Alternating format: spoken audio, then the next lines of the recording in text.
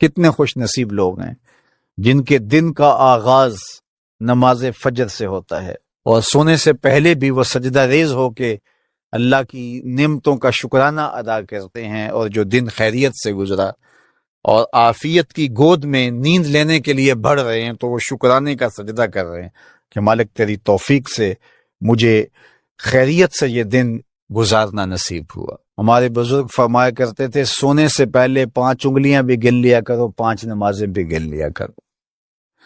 اگر 5 نمازیں پوری ہیں تو اللہ کا شکر ادا کیا کرو کہ تمہیں توفیق اس نے عطا کی۔ اللہ اکبر۔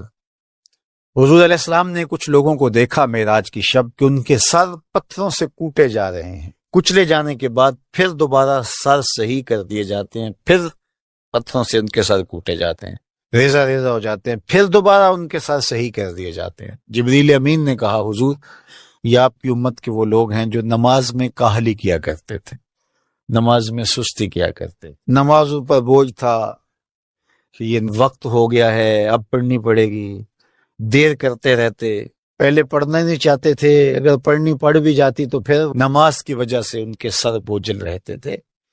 آج ان کے وہ سر کوٹے جائیں گے۔ نوجوانوں بالخصوص میں آپ سے مخاطب ہوں، ماں باپ کو زور نہ لگانا پڑے، آپ کی منتیں نہ کرنی پڑیں، آپ کے ترلے نہ کرنے پڑیں، آپ کو جھڑکنا نہ پڑے، جب حیا علی الصلاح کی آواز آئے تم بستر سے چھلانگ لگا کے اٹھ جاؤ کہ میرے رب کا بلاوا ہے میرے نام۔ میسج ہے، طلباء سے کہوں گا کہ استاد کو بیدار نہ کرنا پڑے تمہیں، جب اذان کی صدا آئے تو خود اٹھ کر کے مصلی پہ آ کے بیٹھ جاؤ کہ میرے رب کا بلاوا میرے نام آیا ہے۔ اپنے ہم عمر لوگوں سے کہوں گا طبیعت کی کمزوریوں کے باوجود رب کے بلاوے پہ مصلی پہ بیٹھ جاؤ۔ نماز کا چھٹکارا نہیں ہے، رستگاری نہیں ہے۔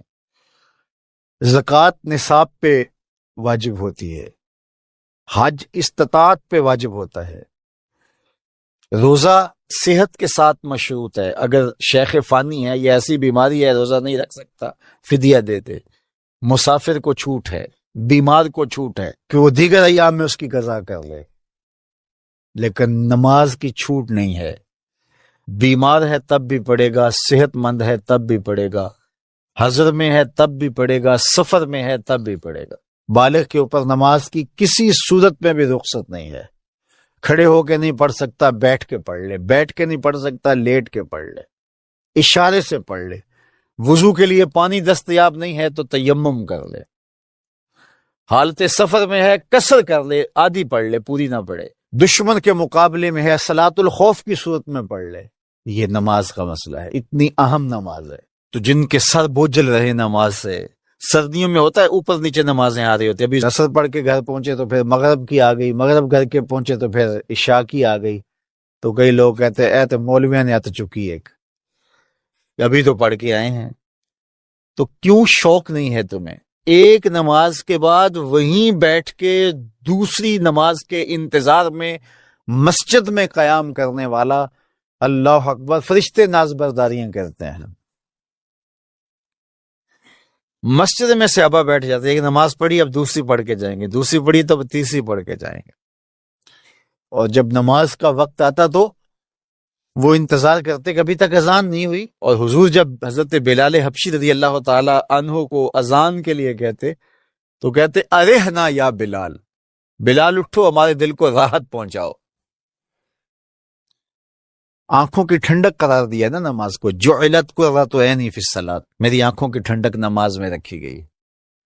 تو یہ دل کا قرار ہے، راحت قلب محمد ہے صلی اللہ وآلہ وسلم۔ اللہ اکبر، یہ معراج کا تحفہ خاص ہے جو ہمیں نصیب ہوا۔